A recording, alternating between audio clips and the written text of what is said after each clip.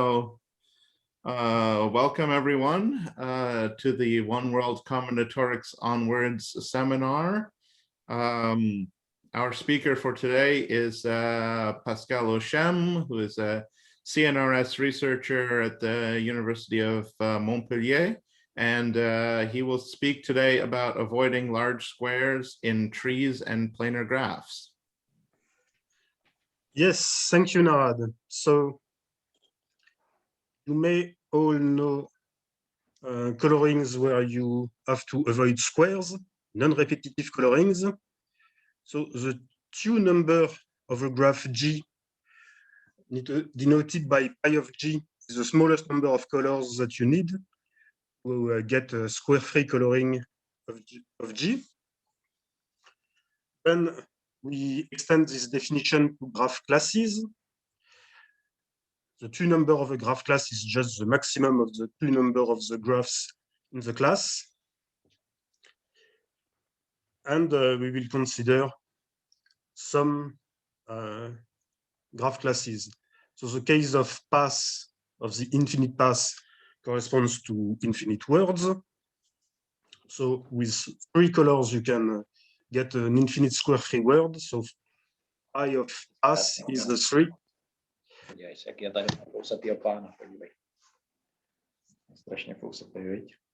Then for trees, you can get a non-repetitive coloring with 4 colors. This has been extended to graphs with tree width T. So I will not recall what tree width is, since we will not really need the full notion of tree width. So you can color them with 4 to the T colors. And then even for simple graph classes like outer planar graphs such that every vertex lie on the outer face, we have a big gap between the lower bound of 7 colors and the upper bound of 12 colors. And for planar graphs, it's even worse. So in a breakthrough result, these people last year obtained that the two number of planar graphs is finite with a big upper bound of more than 700. And I obtained 10 years ago a lower bound of 11 colors. Okay, so this is for the square-free coloring, where we try to avoid all squares. We only avoid small squares of period 1, while we just redefine a proper coloring, such that adjacent vertices must get different colors. And there is also a notion of coloring where we have to avoid squares of period 1 and 2, called star coloring, which is pretty interesting. So a few weeks or months ago, Grichuk, in this seminar, proposed to avoid large squares instead. So you have a parameter k, and you try to avoid only squares of period at least k. So pi k of j is a corresponding chromatic number, the smallest number of colors in a coloring that avoids squares of period at least k. So pi 1 is just pi. You avoid every period at least 1. And then when you allow more and more small squares in your coloring, then a priori your number of colors decreases. For example, for path, you need 3 colors to avoid squares of period at least 2. In terms of patterns, we say that the pattern ABAB has chromatic index 3. but to avoid squares of period at least 3, then you need only 2 colors. Okay, you can avoid large squares in words with only 2 colors. So our results are as follows. For trees, we have the same phenomenon. We need 4 colors to avoid all squares in trees. If we allow trees of period 1, then we only need 3 colors. And if we forbid squares of period at least 5, then 2 colors are sufficient. And by backtracking, we can check that these bounds are tight. We have the exact values for pk of trees for every k. And then for planar graphs, of pre-width 3, then the lower bound of 11 colors holds for every k. Even if you allow any number of small squares, then you will need at least 11 colors. So this disproves the conjecture of Grichuk, who thought that 4 colors were enough for some k. It was based on the known results for planar graphs that if you partition the vertices of a planar graph into 3 color classes,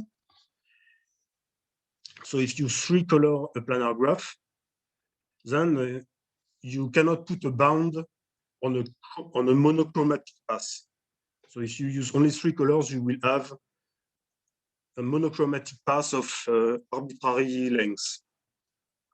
So that was the motivation for this value 4. So let's start with what happens with trees.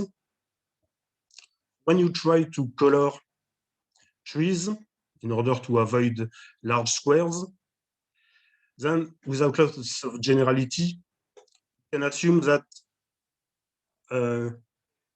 your tree is rooted, and then on every level, so every vertex at the same distance to the root gets the same color. So this is because if you don't adopt a coloring that is level color, then you just add more factors that appear on the tree.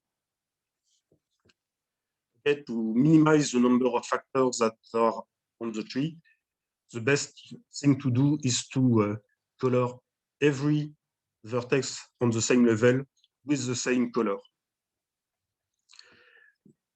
And then, if your tree is level colored, you just have to consider the word that is lying on one branch of the tree, because every branch will have the same sequence of color on it. So we are considering this word, big W, and for some reasons, the reading direction is towards the root. Okay. So if W contains or MS, where S is just a letter, then the tree will contain M, S, and the reverse of M, because you are going up in the tree, you reach the vertex colored S, and then you can go down in another branch, and you will encounter the reverse of the factor M. So this factor MS reverse of M should avoid large squares, okay? So if this factor contains a large square, then MS cannot appear in W. Okay, so this is the kind of things we have to avoid in W. And then I define the notion of d-directed word. So W is d-directed if for every factor of length d, or at most d, the same, W does not contain the reverse factor. Okay, so if f is of length d, the reverse of f does not appear in W, and then we say that W is d-directed. So our words W, so we have two results depending on the number of colors here. W is constructed as the morphic image of a ternary word which is optimal with respect to the De Gennes conjecture. Okay, so a ternary word which avoids 7/4 plus repetitions. So we take such a ternary word, we take its image by this morphism here. And what we prove about this morphic image is that it is redirected. You can check it readily on the morphism because the sequence of letters is increasing. Okay, you go from 0 to 1, and never from 1 to 0, and so on. So it's increasing. But at some point, you have twice the same letter. It's not two-directed, but it is three-directed because each factor of length 3, which appears in this word, you don't have the reverse factor. And also W must be square free, of course, but we have a stronger property. So this 19/10 plus 2, 3 means that it doesn't contain repetition of exponent strictly greater than 19/10 and the period at least 2. So 1, 1 is allowed because the period is 1, but for every period at least 2, then the exponent is at most 19/10. And we have a similar morphism for a binary word avoiding squares of period at least 5. Okay, so now I will explain why these properties ensure that we have no large square in the tree. So this is a tree, okay? Our word W is here, okay? And since it is, for example, 19/10 plus 3, and I have a square in this tree, so the square is given by the two blue segments, okay? It means that I must have a suffix of this square on the right branch of the tree, okay? Because on this branch, I have a square-free word. So I have given colors to the suffix of this square on the other branch here. Green, white, red.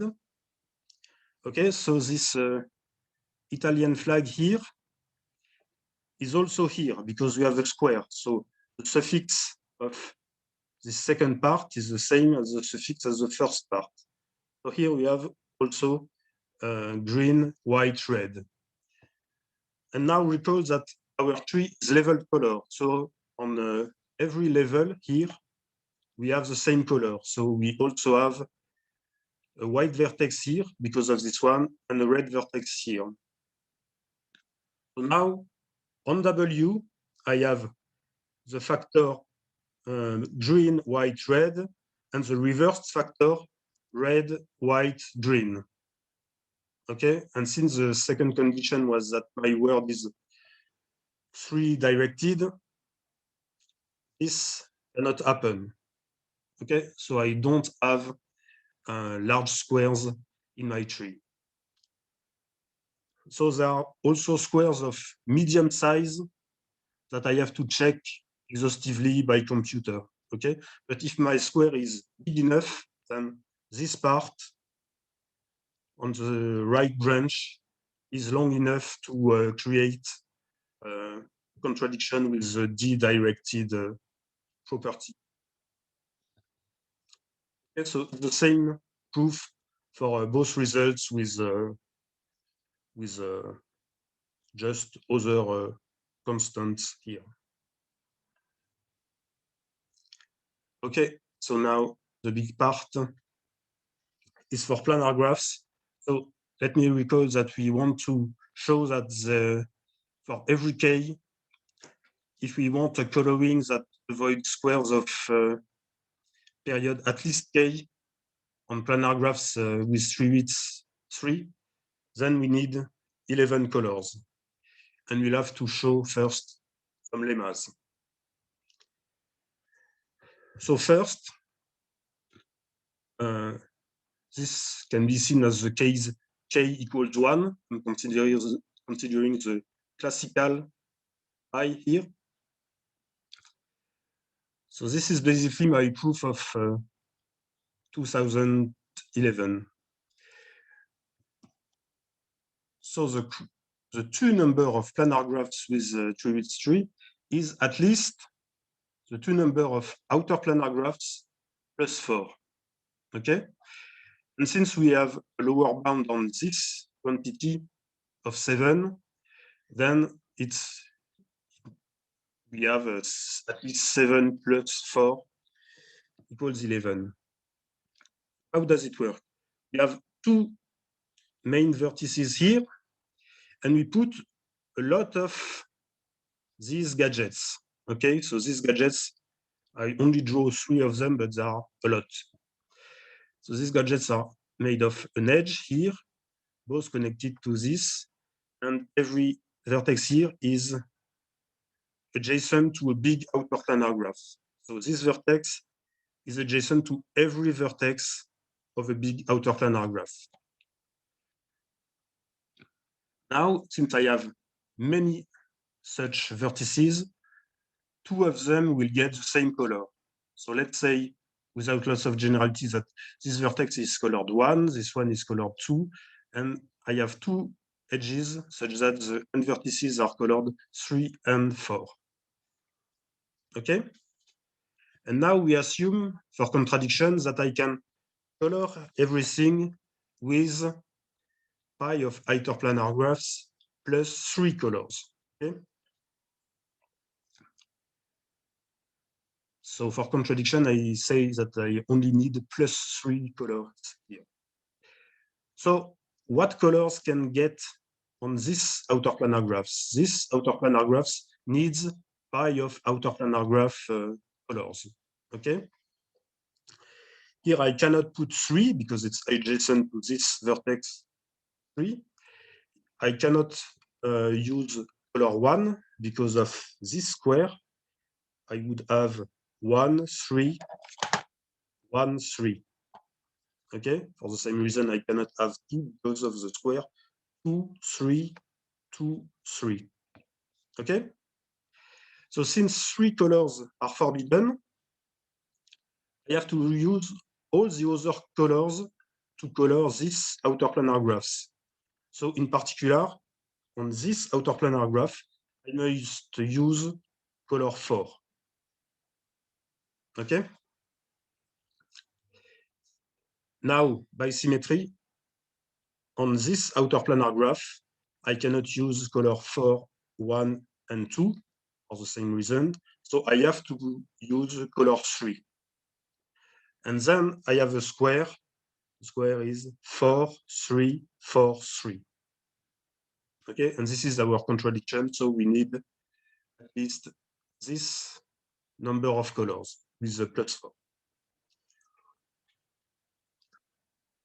Now, let me tell you what planar graphs with three are. So we consider this family of planar graphs such that you start with a triangle, and then to go to the next member of the family, you add a vertex in every triangle and make it adjacent to the three vertices of the face. Okay, so go from this one to this one. For all of the three triangles here, I put a new vertex and make it adjacent to the vertices of the face. And this family is infinite. So we have the property that every planar graph of Krivitz 3 is a subgraph, induced or not induced, doesn't matter, both work. For every planar graph of Krivitz 3 is a subgraph of a graph in this family. This is a family, a universal family for this class of graph. So now we are going to try to color this family. And the first remark is that to color the GIs, we can assume that the coloring is proper, okay? Even though we only avoid large squares, so a priori, we can allow monochromatic edges. But if we allow a monochromatic edge in GI, then in a bigger GI, we will get a large square, okay? So in a bigger GI, our monochromatic edge will be adjacent to a long path, okay? For example, if I go to the next GI from this one, I will add one vertex here, okay, adjacent to these three, and it will make this path longer in this direction. So I can assume that this edge will be adjacent to a long path here in a bigger GI. And then since this path is long enough, it will have two identical factors, two long identical factors. And then this will create the square in red. Okay, the square starting with 0, then this factor, then again 0, and then this factor. So I will get squares of arbitrary lengths. So from now on, we color the GI with a proper coloring. Okay, now simpler lemma, if a path is properly colored, okay, we can assume that the coloring is proper, so with no monochromatic edges, and we want to avoid squares of period at least k, then every subpath with 4k vertices, with a finite number of vertices, contains at least 3 colors. Okay, so this is trivial because with only 2 colors, you can only color it with AB, AB alternating, and this will give you a large square, a square of any period. So on every subpath, you will have 3 colors when you have a proper coloring and try to avoid squares of large squares. Okay? Now we have a more complicated lemma for outer planar graphs. So if you try to avoid the squares of period at least k, as usual, you cannot do it with 5 colors. Okay, for every k, five colors are not sufficient. So in this drawing, you must imagine that the graph is way bigger. On below every vertex here, you have the same thing here. Every vertex here is attached to a big outer planar graph like this one. Okay, I have just drawn a path here which is interesting to me. So below the root, you have a long path. So two long factors identical will appear. And without loss of generality, the root is colored 0. And the last letter of the blue factor is 1. Okay? So here, this vertex is also colored 1. Now, on this level, below the vertex colored 1, I cannot use color 1 because it's adjacent, and I cannot use color 0 because of the square 1, 0, 1, 0.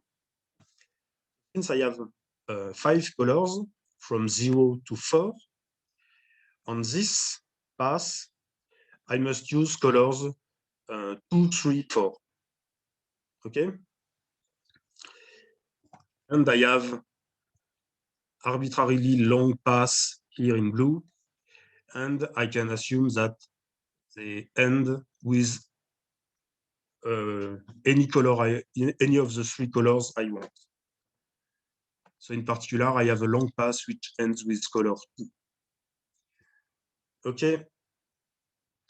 And then we can go to the path below this vertex color 2. And we have the same property that on this level, I cannot have color 2, neither color 1, because of the square 2, 1, 2, 1. Okay, so and so on. I will have in this very large outer planar graph a descending path, descending branch, such that the colors are periodically repeated. Okay, modulo 5. I will have 0, 1, 2, 3, 4, and then again 0, 1, 2, 3, 4. Okay, and when this path is long enough, since the coloring is periodic, I will get a square of period at least k. So using only 5 colors doesn't work for outer planar graphs.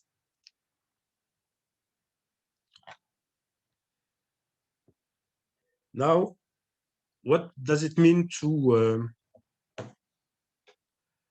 take the negation of what we want to prove? So we want to prove that we need at least 11 colors. So for contradiction, we assume that with 10 colors from 0 to 1, we can properly color every GI, okay? Such that every square has period at most some constant Q. Okay, so we can take Q minimal with this property. So then we check that Q is well defined. That is done with our example here. Shows that if we properly color some GI big enough, we will need, cannot do it with 10 colors. And since it's properly colored, it means we will have a square of period at least 2 when we try to color this graph with 10 colors. Okay, and since Q exists and is minimal, some GI will contain a square of period Q. It means that for this GI, if you avoid squares with period strictly larger than Q, since Q is minimal, you will get a square of period exactly Q. Okay, and now the game is to see if we will get a larger square of period at least Q plus 1. So again, above this green line, we have our GI, this one, okay? And then we consider larger GI in our universal family. So in blue, we have our square of period exactly Q, so A1, AQ, which is repeated here. So this is our square. Without loss of generality, I put colors 0 here for the first letter of the square and color 1 here, okay? Since Q is at least 2, these two guys have distinct colors. Now, in the larger GI, this edge will be adjacent to a long path, okay? Since it is properly colored, you can use the lemma about path. You'll see 3 distinct colors. So without loss of generality, these 3 colors are 2, 3, and 4, okay? And now this last letter of the square will be adjacent again to a big outer planar graph. So it's not the big outer planar graph. It's not the same big outer planar graph as before. This one is the one that you cannot color properly using 5 colors when trying to avoid large squares. Okay, this is the outer planar graph of the complicated lemma we had before. So on this outer planar graph, I need to put 6 colors because 5 is not enough. So I start with the end. I can put color 9, 8, 7, 6, 5, and now I must be careful.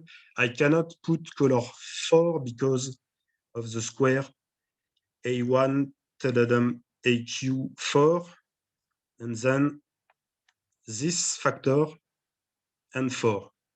It would give a square of period Q plus 1, okay? Because if I put 4 here, I insert 4 between these 2 vertices and at the end. For the same reason, I cannot put color 3 and 2. So I have to put color 0 in this big outer planar graph.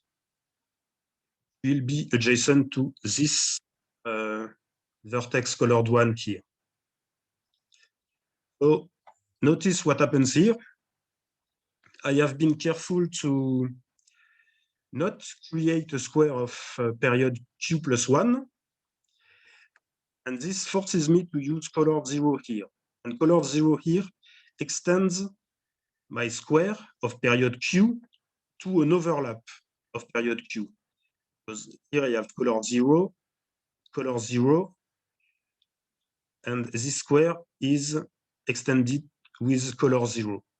So I have created an overlap of period Q. I have extended extended the exponent of my repetition, but not the period, which is still Q. Okay? That's what is written here. My square of period Q has become a repetition of period Q and exponent 2Q plus 1 over Q. Now I can further extend my GI, and the same thing will happen again. So in my in my newly created overlap, I will consider the suffix square, the one which starts with this vertex and ends with 0. Then this suffix square will again be extended into an overlap. And in total, I will get a repetition whose exponent is again greater. Okay. And if I do this operation of extension 2q times, then my repetition will still be of period q, but with exponent here 4q over q. Okay, I go from 2q plus 1 to 2q plus 2 to 4q. But now this repetition, the fourth power, and it can also be considered as a square of period 2q. Okay? And 2q is greater than q, which contradicts the minimality of q. So this contradicts that 10 colors are enough to color the GIs. And this finishes the proof for planar graphs. Okay, so to conclude, the open problems that remain are, well, numerous, or many open problems. For example, for planar graphs, you have the same lower bound for planar graphs and for planar graphs of 3 with 3. So can we think of more complicated constructions with octahedrons or large triangular grids or other kind of planar graphs with larger tree widths in order to get a better lower bound here? So if we improve the lower bound on the two number of outer planar graphs, this directly gives a better lower bound for this, no, not with K, for the two number of planar graphs. If you have 8 here, you automatically have 12 as a lower bound for planar graphs. So on the classical 2 number and on this new parameter P of K, there are still lots of room for improvement. Okay, thank you. Thank you, Pascal. Does anyone have any questions for Pascal?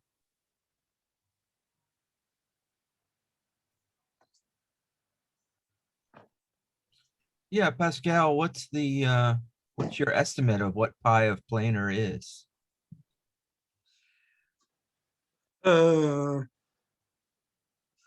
I don't know.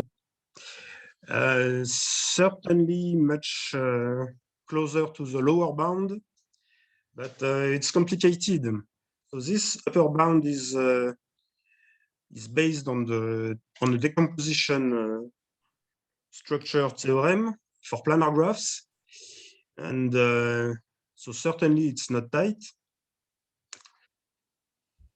But, on the side of lower bounds, you need to deal with 12 or more colors in your proof. It's complicated. And you cannot do computer experiments because it's graphs, not words. So you cannot try to color with 15 colors, huge planar graphs, and hope to find something. So I would say less than 50, maybe. Okay, thanks. Does anyone else have a question? So Pascal, what's known about abelian square free colorings of graphs?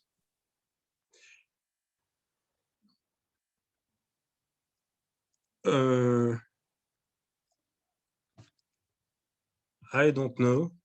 The situation is much worse because now you just have to say how many vertices have this color. There are much less structures. Okay, if you having a path or having another kind of graph doesn't make much difference because you. So I don't know what has been done on the subject, but you can try to find good lower bounds for this notion with abelian squares. It can be fun. All right. Does anyone else have a question? If not, thank you, Pascal.